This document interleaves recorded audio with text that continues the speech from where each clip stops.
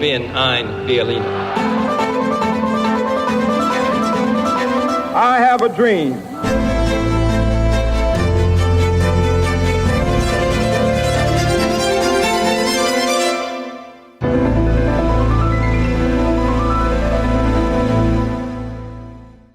Olá, bem-vindos a mais um episódio de A História Repete-se, com Henrique Monteiro. Olá, Henrique. Olá, Lourenço. E comigo, Lourenço Pereira Coutinho. Hoje vamos falar da independência de um Estado que marcou profundamente a história do século XX e que hoje continua a ser a grande superpotência ocidental.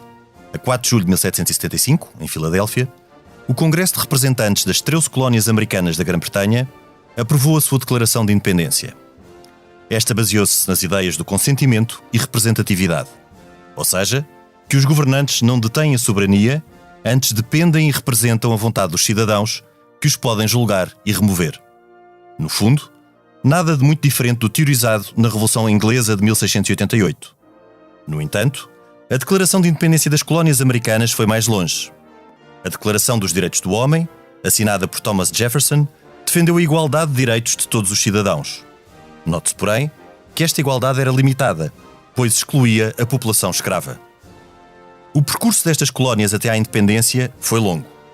Começou no início do século XVII, com a chegada dos primeiros colonos, transportados desde a Inglaterra pela Sociedade Comercial Londrina de Imigração.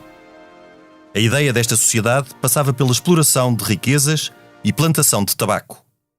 A cultura exigia uma mão de obra intensiva, pelo que não tardou a que os primeiros escravos começassem a chegar.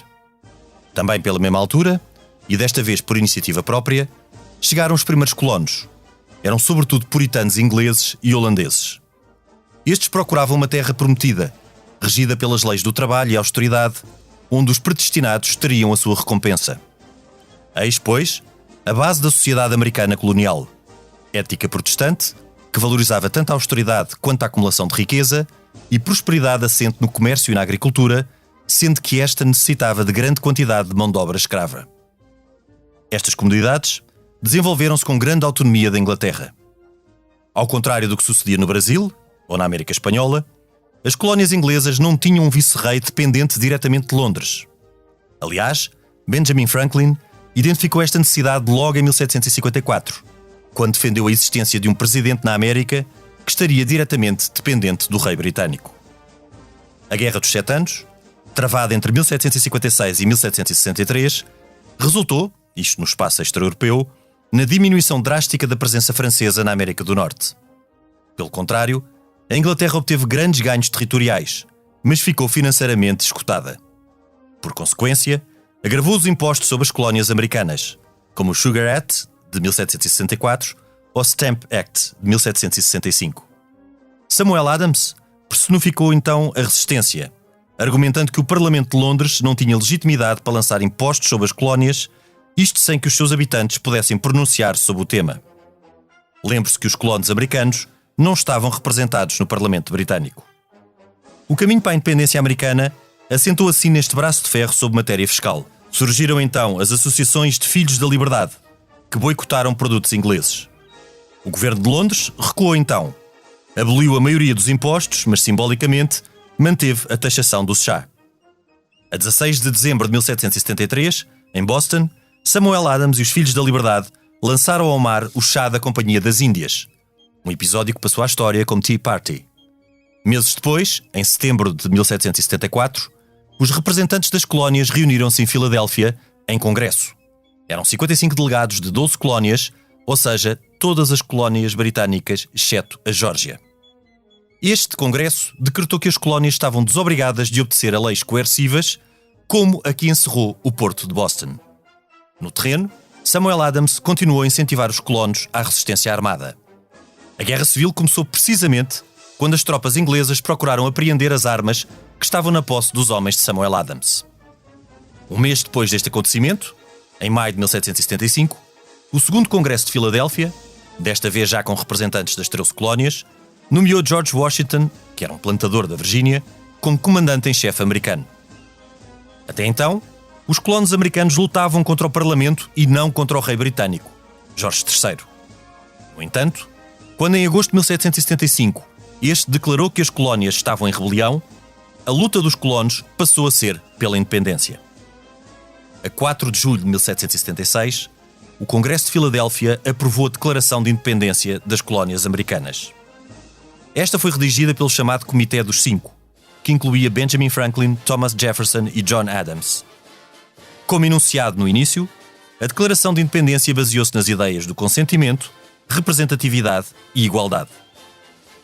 A guerra com a Inglaterra iria prolongar-se até 1783, quando foi assinada a paz em Paris.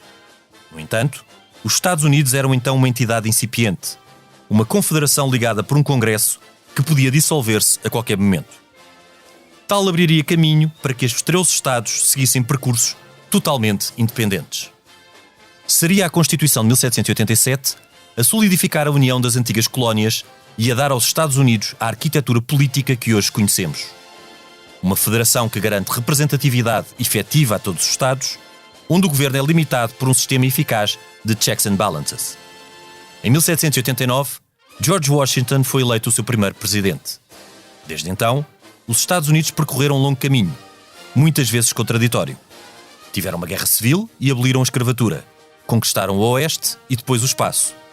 Ainda foram fundamentais para a vitória da democracia sobre o totalitarismo. Depois, envolveram-se em conflitos evitáveis e ascenderam a superpotência. Tudo isto faz parte do resto da história deste imenso país, a que certamente iremos voltar por várias vezes no nosso programa. Passemos então à conversa.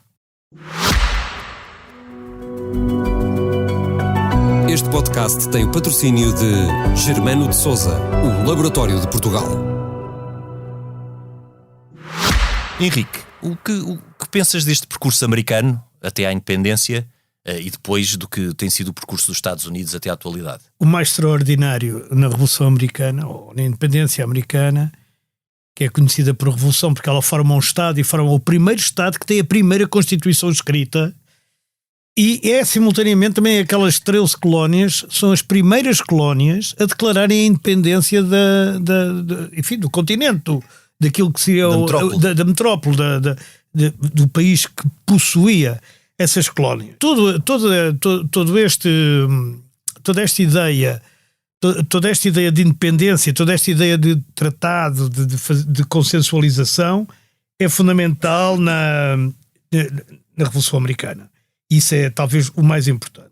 Mas mais importante que a Revolução é que a Revolução Americana é uma revolução política, no sentido da concepção do Estado, porque até aí não havia nenhum Estado assim concebido, embora eles fossem beber muito, como se vê, por exemplo, na Constituição de Washington, ao classicismo greco ou romano, mas é também uma revolução política, é uma revolução muito filosófica também, porque eles são os primeiros, digamos, são os primeiros iluministas a tomar o poder completamente.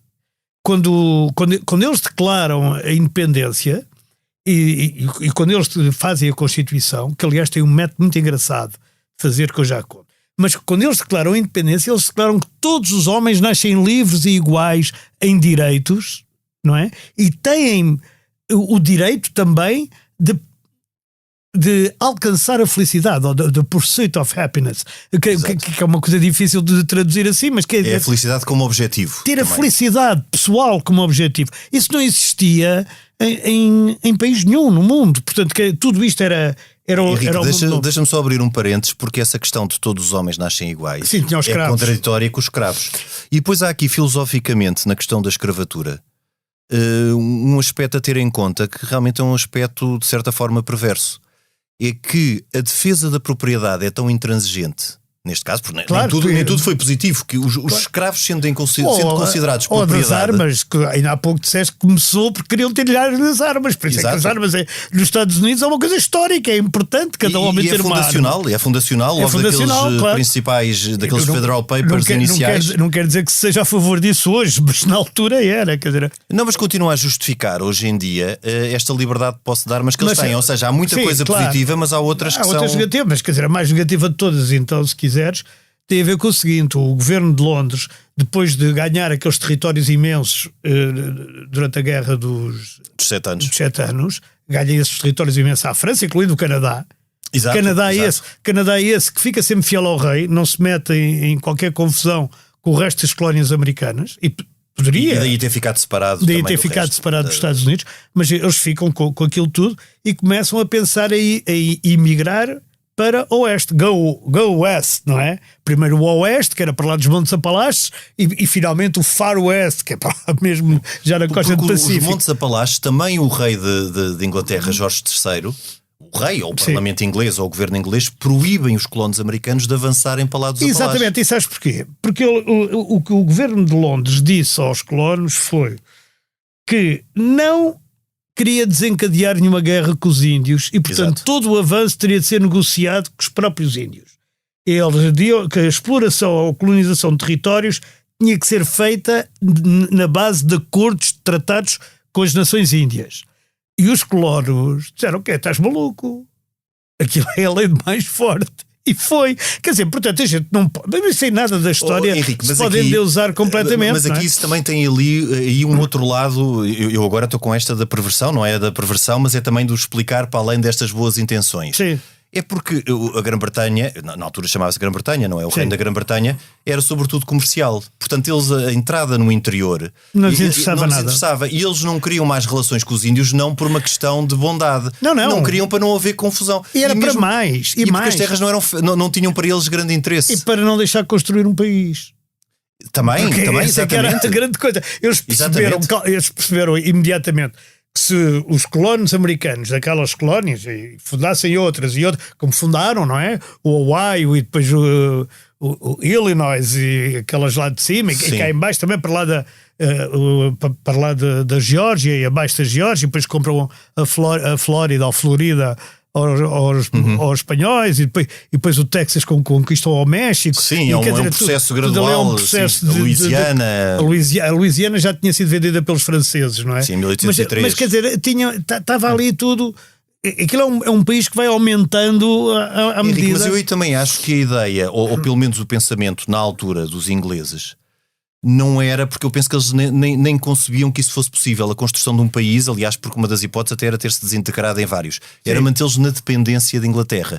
Ou seja, que estes colonos não fossem constituindo vários núcleos, porque eu penso que eles, à partida, até quando foi do Congresso de Filadélfia, nunca pensaram que aqueles Estados fossem originar uma união que depois transformaria num país. Certo, porque mas isso também é novo. Mas o método como eles fazem a Constituição e a Declaração de Independência é extraordinário. Porque como se sabe hoje, basta ler os Federalist Papers e ler a história, que são a base disto tudo, como se sabe hoje, havia entre o Thomas Jefferson e o John Adams havia uma distância que a gente, assim, em termos modernos, diremos que é entre um conservador inglês e um tipo do Syriza, quase. Sim, talvez não seja tanto. Mas, quer dizer, o que os distinguia era muito a questão de ser mais federal ou confederal, ou seja, do poder. E não era só. O Thomas Jefferson era muito mais.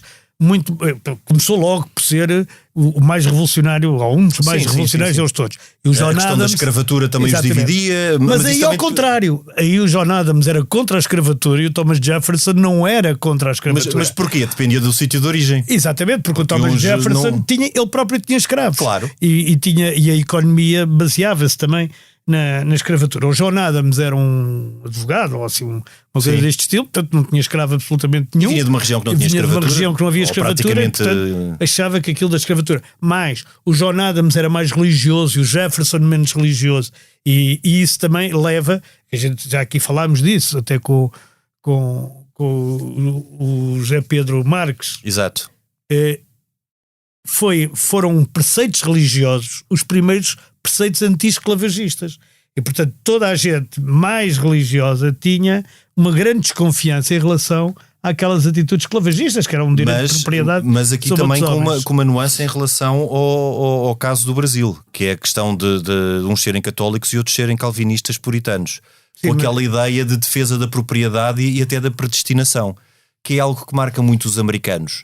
Aquela ideia de que eu fui escolhido e esta é a nossa terra abençoada. Ser rico é glorioso, é uma dádiva de Deus. É uma dádiva de Deus que não pode ser alterada. Exatamente. O que tem este lado pernicioso, que é este lado de se eu sou proprietário de escravos, eu, felizmente não, estou a dizer no abstrato, se eles são proprietários de escravos, eles considerando propriedade, e considerando que isso não fere a ideia de igualdade. Claro. Porque é uma contradição. É uma contradição. Hoje, mas a lógica deles não, era exatamente esta. Isto é a minha propriedade. Já na altura era uma contradição para algumas pessoas, mas poucas. Sim. Hoje é uma contradição para todas.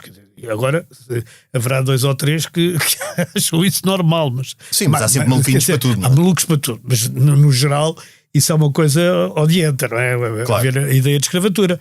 Mesmo aquela ideia de escravatura que a gente vê cá em Portugal e Odmir e agora aqui na apanha da Ameijo e essas coisas todas que se foram passando. Mas, voltando à questão da Revolução Americana, eles de facto, o governo inglês, não se percebe porquê, faz uma sucessão de atos idiotas. As leis intoleráveis, a história do chá, os impostos sem haver representação, o que é, digamos, uma das coisas mais extraordinárias do ponto de vista político que eles desenvolvem, os americanos, que é, se nós não temos representação no Parlamento, então também não temos que pagar impostos. Exato, era o princípio. Se pagamos impostos, então temos que estar representados. Era no taxation without representation. Exatamente, no taxation without representation, porque nós temos de estar lá presentes para discutir se há impostos ou se não há impostos. Quer dizer, isto seja uma coisa também que parece evidente, que uma pessoa não pode ser taxada, quer dizer, não podes lançar o imposto sobre alguém, a menos que seja menor ou incapacitado, sobre alguém que não tem a possibilidade de votar em quem quer mais impostos ou menos impostos. Mas isso na altura foi uma ruptura. O que é que eles são no todo da monarquia britânica? Não é? É o que eles pensam. Então nós somos iguais somos súbditos como os outros, ou somos aqui uns... Tinham desenvolvido sociedades que nada tinham a ver. A sociedade, Nova York, Boston, Filadélfia. E as universidades, Harvard, do século XVII ainda. Sim, e também a de New Jersey, como é que chama? A Princeton e muitas outras. São do século XVII, são muito antigas. E portanto, eles já tinham desenvolvido uma sociedade que era Boston. Eu aliás estive lá há bastante tempo. Boston é uma cidade europeia praticamente, claro. Quer dizer, não tem nada a ver com Williams, nada. E tu aí nos heróis todos esqueceste o grande herói de Boston, que é o John Hancock, que foi o coronel. Foi exatamente, e que é o homem que se lembra de mascarar todos de peles vermelhas e atirar o chá no Tea Party. Foi com estes filhos da liberdade. Eles coordenavam estes filhos da liberdade. É curioso como o Tea Party, que é um ato revolucionário, dá depois origem ao movimento mais reacionário da América. Mas isso são as coisas da história. Porque eles assumem-se como contra-revolucionários. Portanto, estas coisas são sempre... Isso é sempre... cíclico. É sempre cíclico. Mas também é interessante porque nós conseguimos ver aqui várias influências na Revolução Americana, não só da própria mentalidade dos primeiros colonos, desses puritanos que veem as coisas naquela ética intransigente de quem não é predestinado não tem acesso à glória e nós temos-la, portanto, e exibimos-la. Mas é uma exibição de uma riqueza austera, o que por um lado também... Não, mas isso é muita influência... É muita influência calvinista. Dos Quakers e daquela gente toda. Não te esqueças que ainda hoje, nos Estados Unidos, há religiões como as dos Amish, em que eles vivem como se fosse no século XVIII. Por preceitos religiosos. Isto agora dá a impressão que já é mais turismo do que preceito religioso. Sim, mas muitos serão convictos. Mas temos o caso dos Mormons, que dominam completamente o estado de Utah, e que é uma religião totalmente americana, cristã, mas totalmente americana. São muito bíblicos, porque têm aquela ideia de uma relação especial com a Bíblia. Sim, mas eles nascem do facto do John Smith, isto parece um nome inventado. John Smith é como João Silva, é como João Silva em português, nome banal. É o nome mais banal de tudo, ter encontrado as tábuas de Mormon, que eram umas tábuas que Jesus Cristo teria deixado da América do Norte. Enfim, isto estou a dizer não é que eu acredito, mas é o que sustenta a lenda que sustenta a religião. Mas depois aí, nas influências, temos também uma outra influência importante, que acaba também por ser um legado britânico, que muito do que depois é dito e teorizado na década de 70 do século XVIII bebe muito da gloriosa Revolução de 1688. A ideia do consentimento. Exato. A ideia de que existe um contrato entre neste caso, os cidadãos. Entre o povo e o governo, sim. A grande diferença, não só porque a ideia de representatividade já estava lá, de que é por delegação, poder existir por delegação, daí o Parlamento. Exato. A ideia do consentimento. A ideia também de ser legítimo afastar um mau governante. O que é revolucionário também é a ideia de igualdade. porque foi algo que na Revolução de 1688 nunca foi consagrado. E essa ideia é a ideia que é transportada para a Revolução Francesa. E bebe também do iluminismo. E que bebe do iluminismo. Mas é uma igualdade à partida. Nós hoje já não encaramos a igualdade como eles a encaravam. Ou seja, eles encaravam a igualdade como uma igualdade à partida. Imaginam uns corredores que partem todos do mesmo ponto. Da mesma linha. Não interessa agora nem a ascendência social, nem a classe social, nem nada. Eles têm todas as mesmas oportunidades. Pois, claro, há uns que estão com as pernas cortadas e outros não estão. Mas isto é o que a gente vê hoje. Claro. Aquilo na altura foi um grande avanço. Hoje a gente já vai para direitos positivos, para discriminações positivas, para muitas coisas em nome da igualdade, que na altura não existiam. Simplificando, quando parte tudo da mesma linha de partida e uns chegam à frente, na mentalidade deles, eles chegam à frente porque foram predestinados. As nossas sociedades... Não, isso também é resumir tudo a uma religião que nem sequer é maioritária já. Mas na altura era. Vagamente. O que as nossas sociedades hoje em dia fazem é que não consideramos que o que chega à frente tivesse sido escolhido e portanto procura compensar os outros que chegaram. Não, isso é a sociedade em geral. Em Portugal tem-se inveja logo do que chega à frente. Não, mas não deveria ser, como não é? dizia o Camões. Mas estou a falar numa situação ideal, sim, não é? sim. De teorização uma situação ideal era essa. E eles tinham essa ideia de igualdade, a ideia da felicidade, que é uma ideia que é extraordinariamente difícil.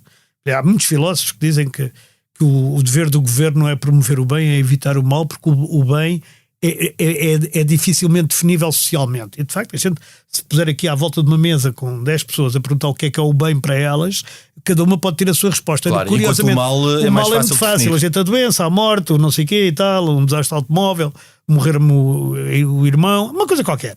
E essas coisas toda a gente diz, não, isso é mau, de facto. E portanto há teóricos, mas eles vêm com a definição da busca. Era a palavra que faltava, a busca da felicidade. Mas a busca da felicidade quer dizer o seguinte: mais do que ser feliz ou não ser feliz, tu és livre de fazer o que quiseres, desde que isso não ponha em causa o outro. Exato. E isso é uma ideia que ainda hoje... É uma ideia de liberdade também. É uma ideia de liberdade que ainda hoje prevalece, no geral. Às vezes até um bocado de formas abusadoras, mas prevalece essa ideia, e que é uma ideia correta, digamos, no geral, na teoria, que é, tu és livre de fazer o que quiseres, desde que não prejudiques ninguém. E portanto, e a ideia de tolerância. E eu ia justamente falar do modo como eles fizeram a Constituição e a Declaração de Independência, que é muito engraçado. Eles tinham imensas divergências e reuniam-se em Filadélfia, sobretudo, que por acaso a assinatura é um mito.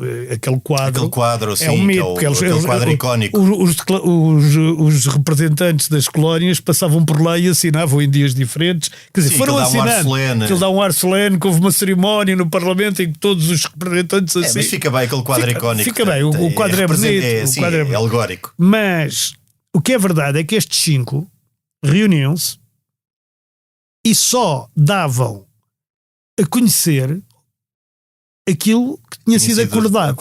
Eles nunca deram a conhecer as divergências entre eles. Isso é uma coisa que hoje em dia seria impossível, praticamente, penso eu. Portanto, eles não diziam, não, eu preferia assim, eu preferia assim. Não, eles chegavam a um consenso. Chegaram a um consenso assim. Muitas vezes diz que a Constituição Americana tem 7 artigos, coisa que é verdade.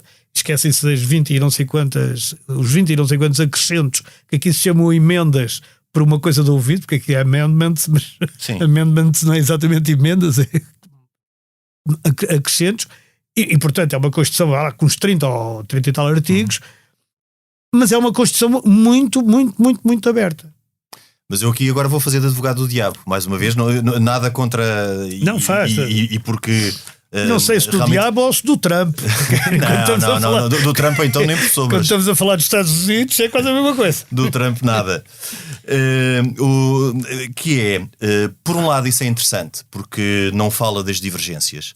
Por outro, se tu vires por contraste com o que foram depois as constituintes, tanto a francesa como a vintista, os debates eram feitos, e há atas de tudo que foram os debates. Portanto, à porta aberta. Portanto, nós sabemos, por exemplo, da nossa constituinte que houve uma grande discussão sobre o veto, sobre o direito de veto e outros. Isto realmente é uma forma muito mais eficaz. E é uma forma muito mais eficaz e nós aqui também podemos... Para que eles não tinham rei nem Presidente da República. Não, era isso que eu ia dizer. É porque eles estavam a constituir Algo que eles próprios não sabiam o que era. Não, eles não sabiam se haviam de ter rei ou presidente. Eles nem sabiam se aquilo seria um Estado. Porque o que existiu, e isso é muito importante também sublinhar aos nossos ouvintes, o que existia na altura era um congresso que se poderia dissolver ou não. Existia uma confederação. No fundo havia um encontro de vontades entre aqueles Estados que poderia não evoluir. Aliás, eu não sei se os nossos ouvintes têm esta noção. Entre 1775 e 1789, quando George Washington é eleito, os Estados Unidos não têm presidente. Não? Tem uma confederação. Tem uma confederação e tem um governo com as pessoas mais ilustres. Sim, nem há bem partidos ainda, não é? Sim, começam-se a formar o democrático republicano, não é, os mais federalistas. Eram os federalistas e os confederais. E os confederais. E é curioso porque mesmo a natureza desses partidos foi mudando. Por exemplo, quando a gente chega à Guerra Civil, que é muito mais tarde, não é? É a década de 60 é quase 100 anos depois. Quando a gente chega à Guerra Civil, o partido anti-esclavagista é o Partido Republicano e o Partido Esclavagista é o Partido Democrático. Tanto que o Lincoln, exatamente, que é o grande herói do anti-esclavagismo, era republicano. Exato. E portanto, hoje, olhando com os olhos de hoje, o partido de esquerda era o partido republicano, mas não era. Era o partido do norte, dos interesses capitalistas e da indústria. Enquanto o outro era da terra e portanto defendia os escravos. Enfim, os Estados Unidos é feito muito destas contradições todas. Muito destas contradições. E depois também podemos fazer aqui alguns paralelos com o que se passava na América Portuguesa ou na América Espanhola, mas no caso da América Portuguesa. Sim. Que é o Brasil. Que é o Brasil, a América Portuguesa, que convém resumir. Sim, mas na altura, por vezes, chamava-se América Portuguesa, até por contraste. Que é a forma diferente de colonização. Exatamente porque nos Estados Unidos não existia esta figura do vice-rei nem de representante e no caso do Brasil, houve sempre esta preocupação de limitar o território e ir para o interior.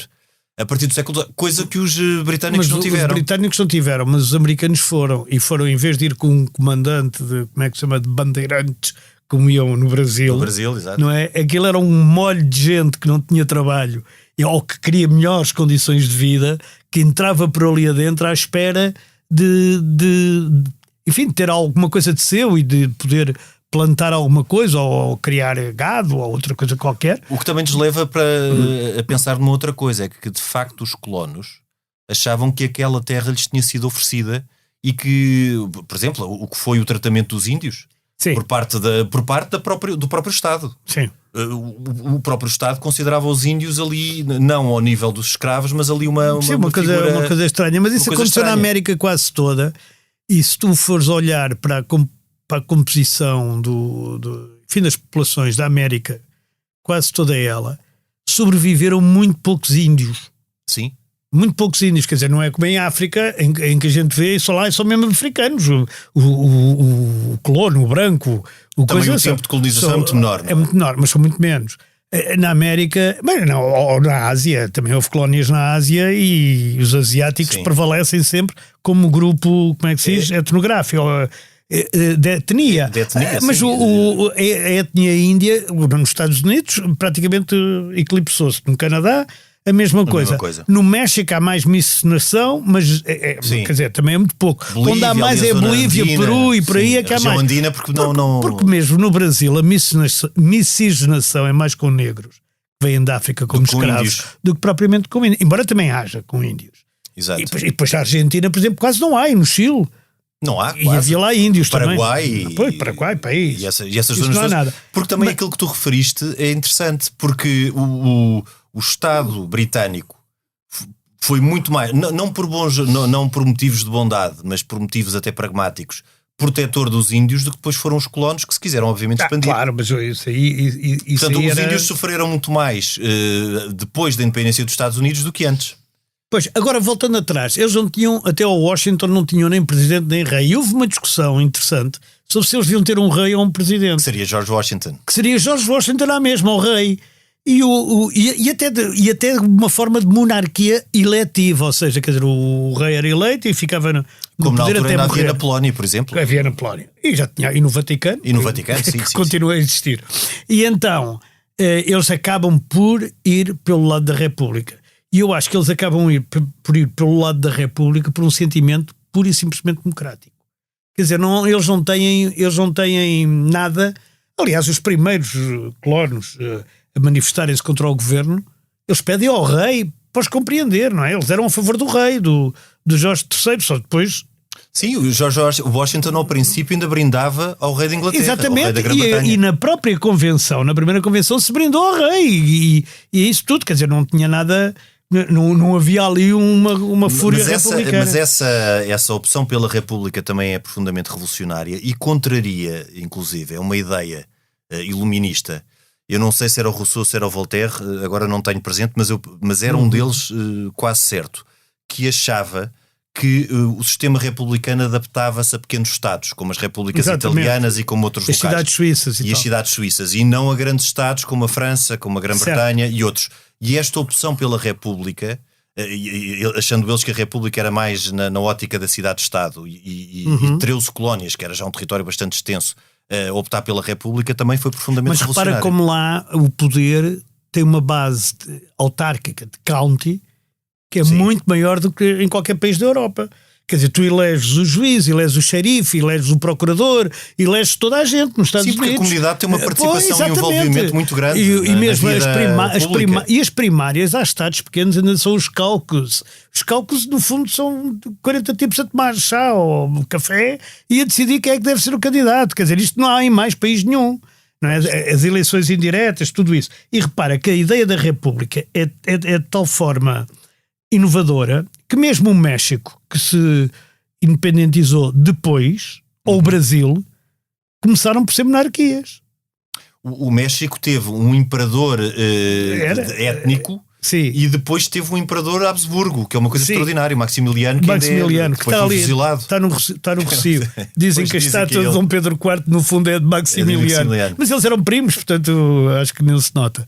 Mas eles, os americanos, de facto, que têm esta base também de uma imigração inicial muito militante e muito independente e muito convicta, e que marca muito aquilo que é a ética e a mentalidade de algumas zonas dos Estados Unidos, e que depois bebe muito também daquilo que foi a experiência britânica e até a experiência revolucionária britânica, e do iluminismo francês, também muito baseado naquela ideia do empreendedorismo, de uma parte comercial forte.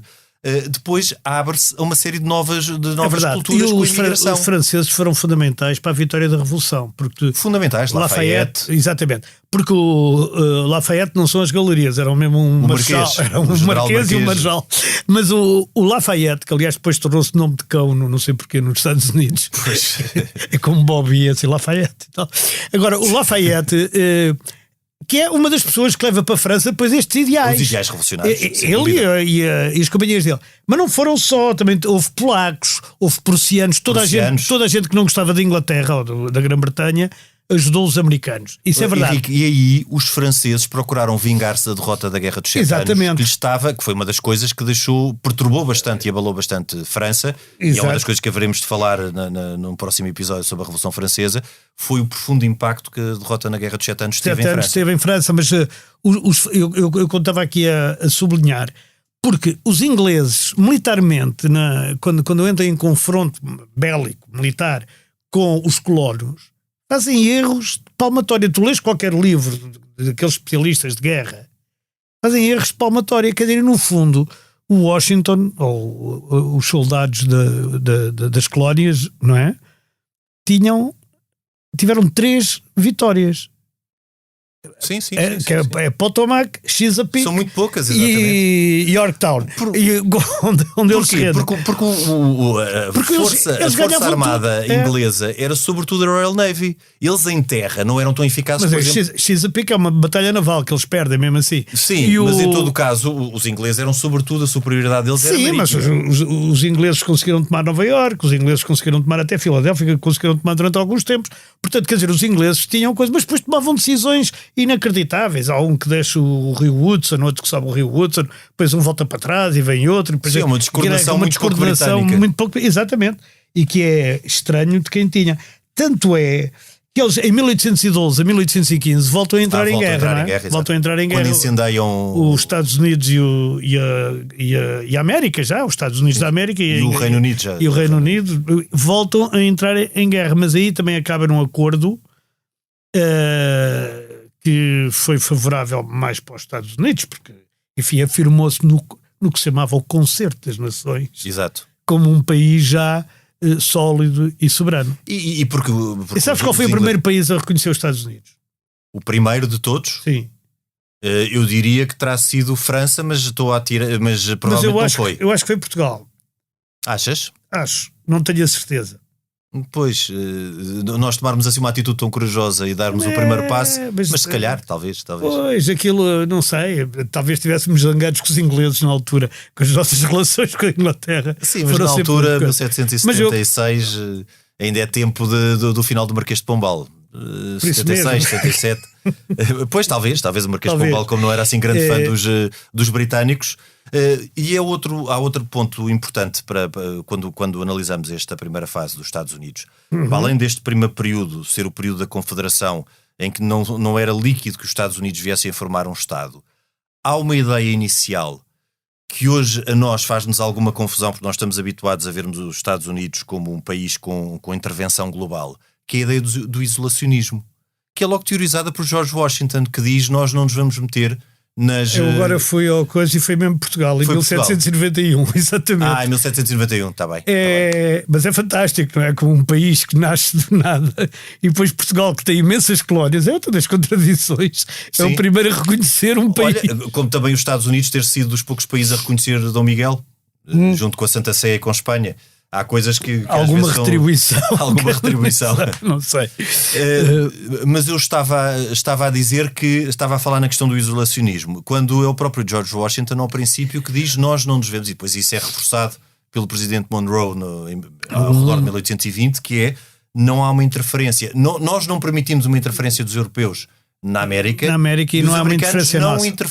É a doutrina Monroe, que depois mas foi teorizada antes. Sim. Já desde o princípio. Mas atrapalha muito a entrada dos Estados Unidos tanto na Primeira Guerra como na Segunda, porque essa doutrina, porque não tem nada a ver com isto é lá com os europeus.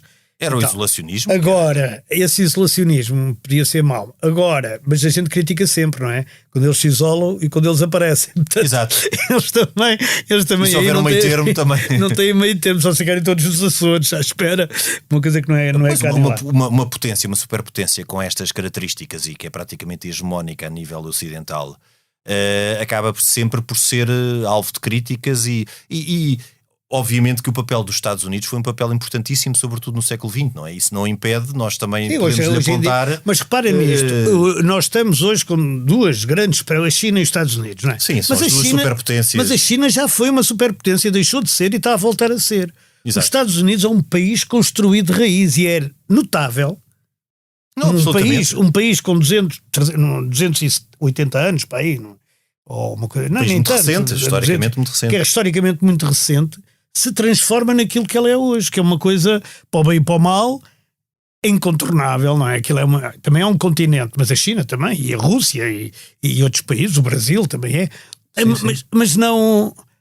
Mas eles conseguem de facto fazer coisas, e conseguiram de facto fazer coisas, e conseguiram atrair as melhores pessoas para lá, e Sim. conseguiram...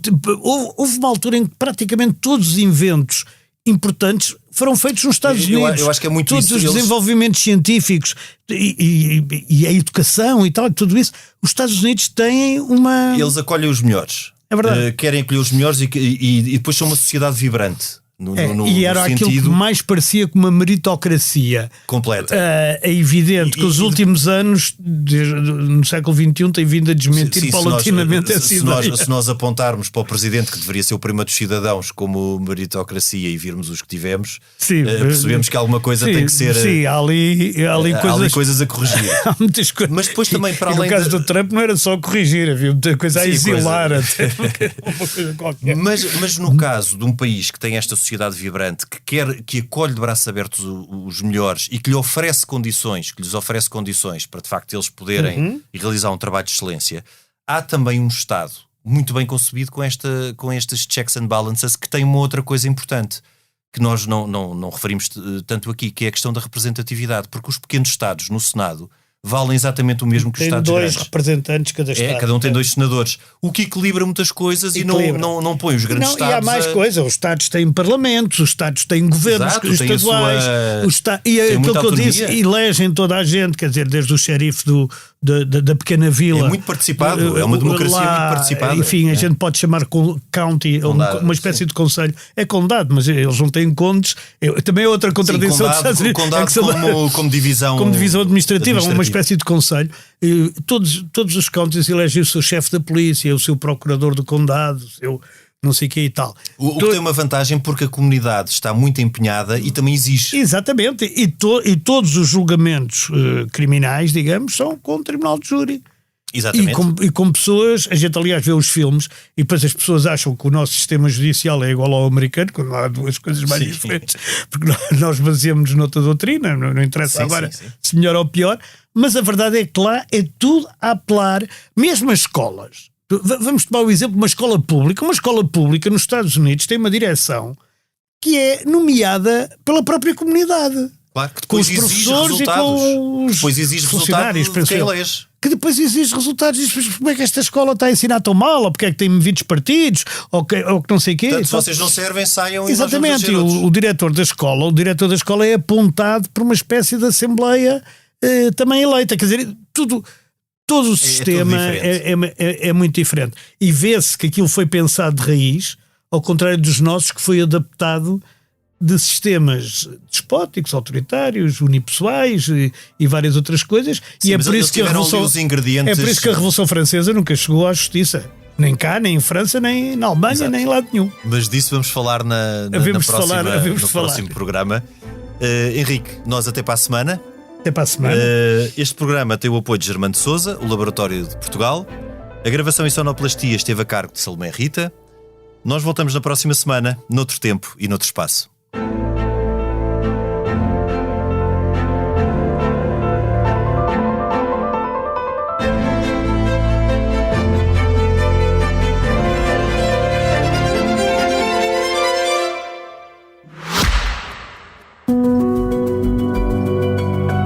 Este podcast tem o patrocínio de Germano de Souza, o Laboratório de Portugal.